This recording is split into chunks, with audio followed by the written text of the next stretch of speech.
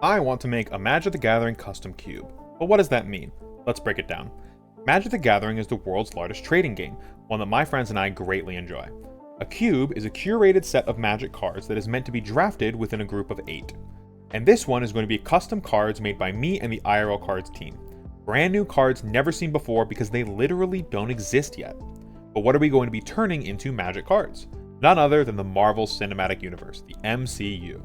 That's right, we're going to be tackling the largest movie franchise in the world and turning it into a fun, draftable set of Magic the Gathering cards. This poses a few problems, however. The MCU will continue until the heat death of the universe, and that means that our cube needs to be able to adapt to new movies and shows as they release. To do this, we've come up with the segmented cube.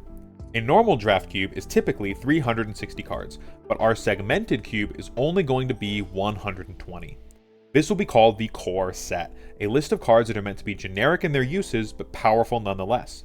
After the core set will be 8 30-card movie packs. These packs will bring our total cards to 360. These movie packs will be highly synergistic and revolve around a specific set of movies or TV shows to draw inspiration from. The first 8 planned are Iron Man, Captain America, Thor, the Guardians of the Galaxy, Spider-Man, Doctor Strange, the Rogues Gallery, and the Black Order. These 8 packs and the core set will include cards up to Infinity War and Endgame, but this is where the beauty of the segmented cube comes in.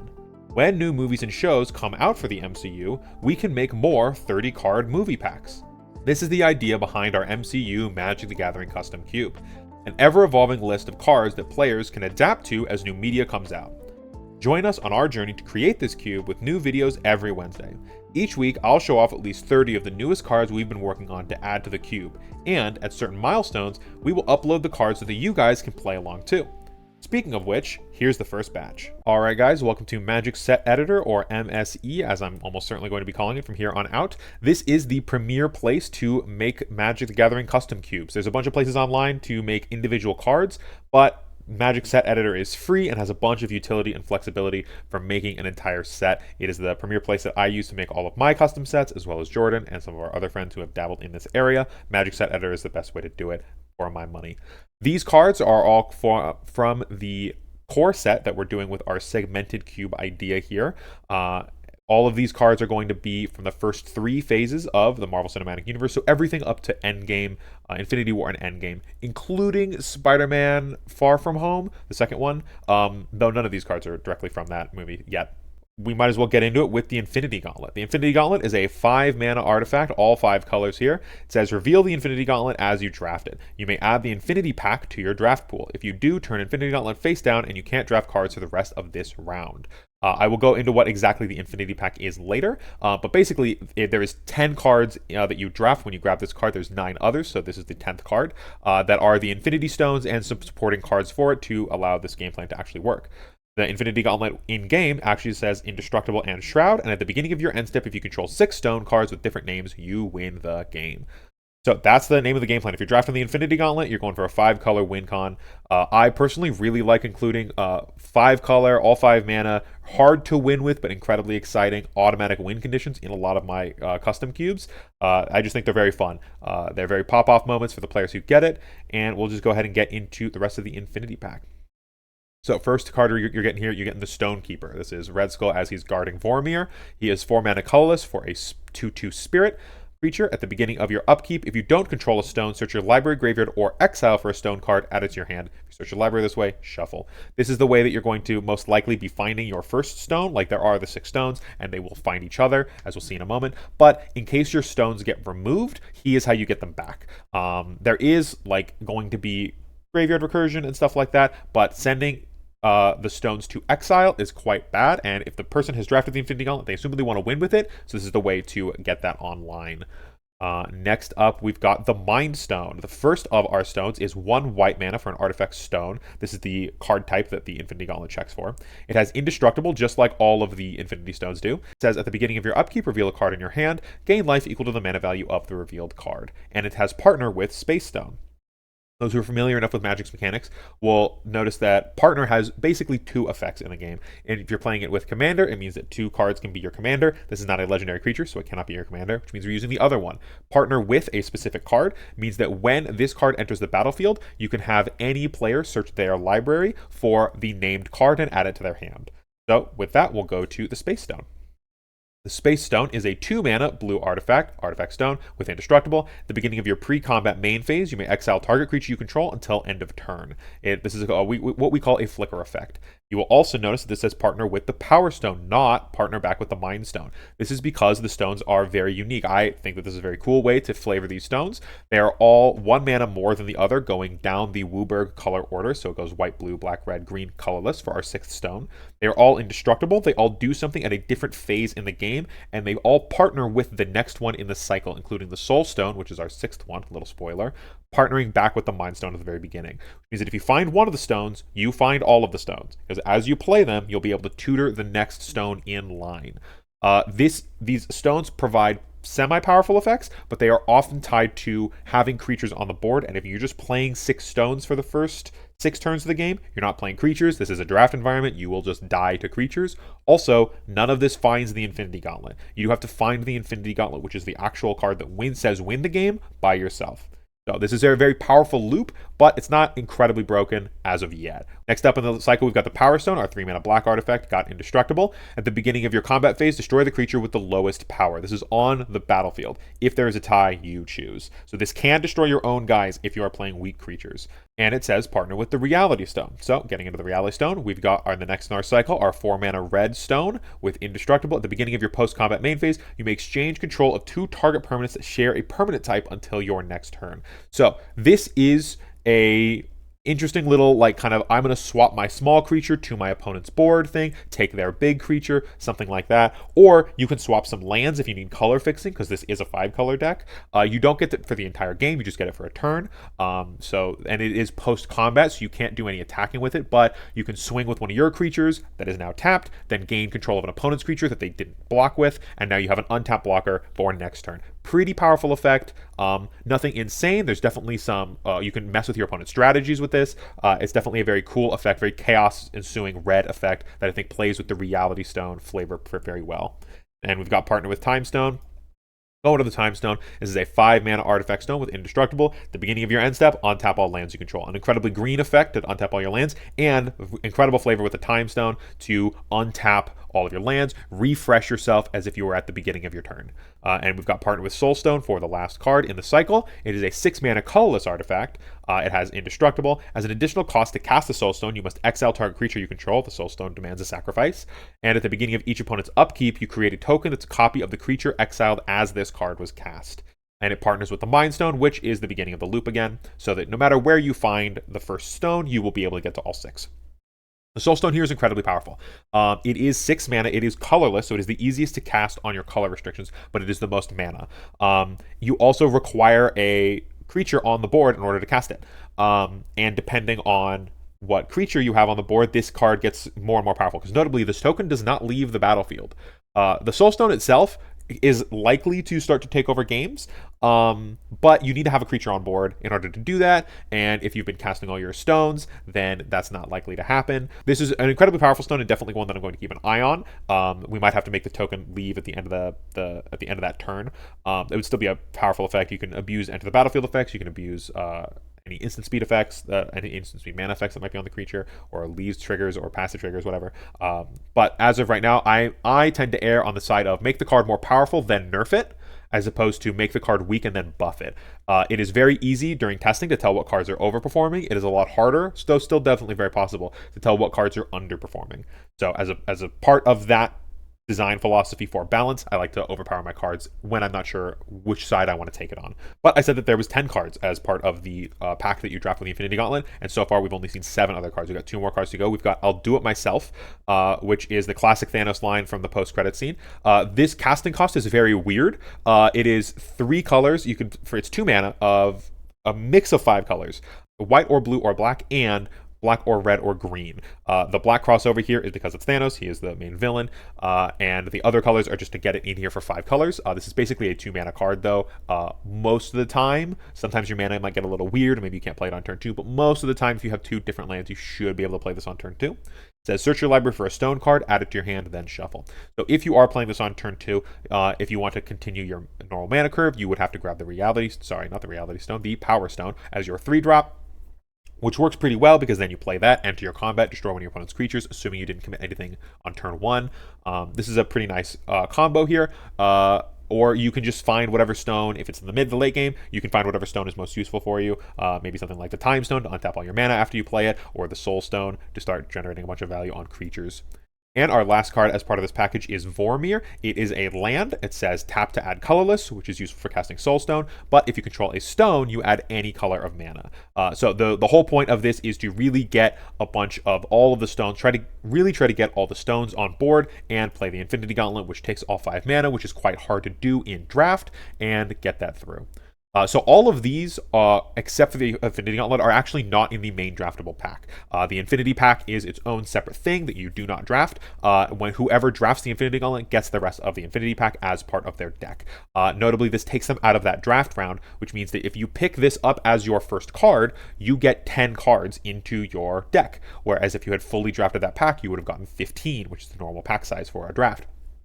This does throw off some of the pack drafting math. It means that you will have 10 cards at the end of your draft, and all of the opponents will have between 16 and 17, sometimes 18, depends on how many people you're drafting with, because the rest of that pack, the rest of the other 14 cards in that pack will continue to go around the pile. And still be drafted, and you won't be able to take any more cards out of it, which means if you're doing an 8-person draft, it is functionally a 7-person draft with 8 packs, at least for this pack round. Speaking of having a mana base to actually cast all this stuff, we have got some lands. So these lands are all, yes, you see them, right? These are dual lands. They do not have the basic land types, though this is unlikely to come up in a draft environment because you're not playing fetch lands or many things that search basic land types that also don't search basics. There just doesn't tend to be a lot of that in drafts, and there almost certainly isn't going to be any in mine. Most land tutoring will be searching basic lands, but I think that at least far as mana bases go, especially for custom cube drafts, you should be able to cast your cards. And it's kind of lame if you, in order to go to multicolor to 2 or 3 color decks, you have to play a turn behind in a draft format. I don't really like that as much, so I like just being able to cast my cards when I want to cast them.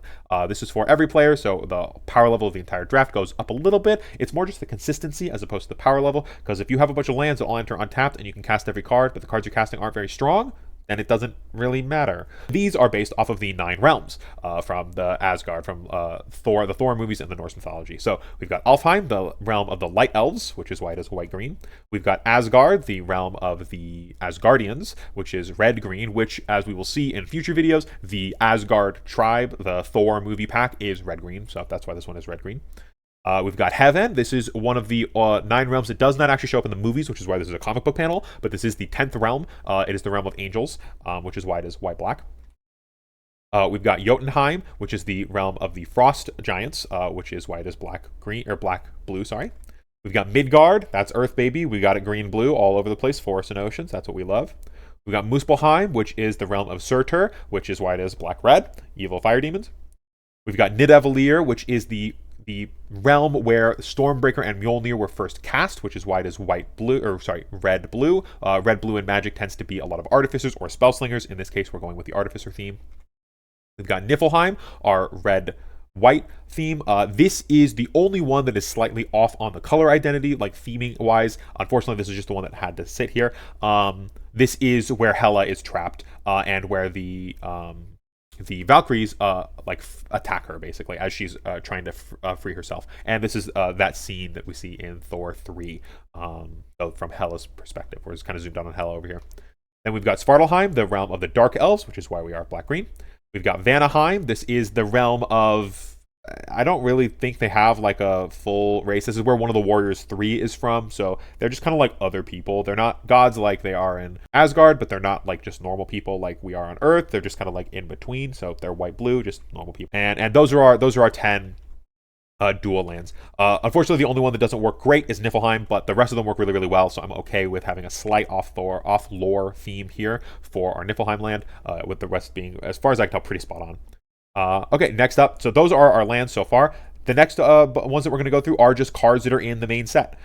So, we've got to have America's Ass. This is a 3-mana sorcery in white. This is a common. It says target creature gets +2/+2 until end of turn, and you gain 3 life. This is just a fun little common, little buff card that you can use to gain some life and buff up your creatures before you get into combat, because that is America's Ass. Next up, we've got I Love You 3000 from Endgame, with Morgan saying I Love You 3000. This is a 1-mana instant common. It says target creature gains +0/+3000 until end of turn. This +3000 number is a lot. It is functionally infinite. Like, this number is too high for it to ever matter for damage-based things, which I think is part of why I think it's funny. I think it's very flavorful as well. There is a lot of cards in Magic that are 2 mana that say target creature you control gets some small power and toughness buff and gains indestructible at instant speed at common. This one doesn't say indestructible because Black Kill spells can still kill it, but in combat, this is functionally indestructible for things that are not like Death Touch, and against red, burn spells is going to save your creature every time. So I think that this at 1 mana is perfectly fine. It doesn't give any power, is purely defensive play, it just protects your creatures, does so pretty well, but there's still definitely some easy counterplay to this card. I think it's totally fine. Then we've got Return to Odin's Vault. This is when Loki and the Tesseract are being returned back to Asgard to be stuck in Odin's Vault. It is a 5-mana sorcery, exile target creature or artifact. This can be flavored to either exiling Loki or exiling the Tesseract. Both of these are totally cool interpretations of this flavor, and I like this at this mana value. A very expensive removal, but it is a common, and it is sorcery and white. White doesn't do great removal outside of combat, and especially at sorcery speed. This is still pretty powerful in a draft environment to just kill your opponent's best card. Editing David here. This is also one of the only ways to get rid of somebody's Infinity Stone, which I think is good flavor because this is literally bringing the Tesseract, which is holding an Infinity Stone, back to Asgard. Then we've got Recast. This is our first rare that we've seen. The rest of them have been commons. This is one of my favorite cards. This is one of the first cards that I designed for the set. It is a 1-mana instant. You may cast target instant or sorcery from your graveyard without paying its mana cost. If that spell would be put into your graveyard this turn, exile it instead. This is obviously a very fun joke on Terrence Howard here, who was recast for Iron Man 2. The Colonel Rhodes character was recast for Iron Man 2, Iron Man 3, and all the movies beyond. It also, mechanically, it lets you recast an instant or sorcery from your graveyard. You cast the spell again. I very, very much like this card. I think it's very funny.